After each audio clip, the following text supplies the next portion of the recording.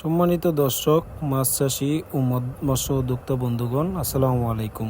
আশা করি আপনারা সকলে ভালো আছেন, সুস্থ আছেন।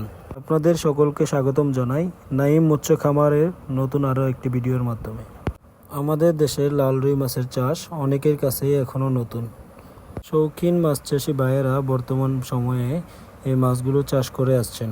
এই মাছগুলোর রং লাল বা সোনালি হওয়ার কারণে এই মাছগুলোকে লাল রুই বলে থাকে।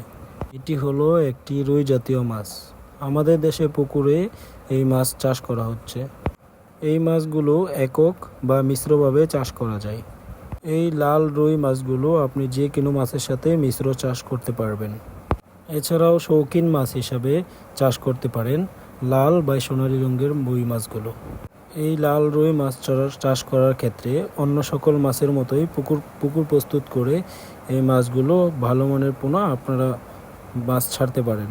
এই মাছগুলো অন্যান্য মাছের মতো স্বাভাবিকভাবে খাদ্য ও রোগ পরিচর্যা করে 1 বছরের মধ্যে 2 কেজি ওজনের মাছ করা সম্ভব। এই লাল রুই মাছের খাবার হিসাবে খোল, কোড়া, বসি বা রুই ফিড দিতে পারেন। এই লাল রুই মাছ চাষ করে আপনারা স্বল্প সময়ের মধ্যে বাজারজাত করতে পারবেন। এই মাছ দেখতে আকর্ষণীয় হওয়ার কারণে বাজারে এর দাম অনেক ভালো পাওয়া যায়। এছাড়াও এই লাল বা সোনালী রুই মাছ খেতেও বেশ সুস্বাদু।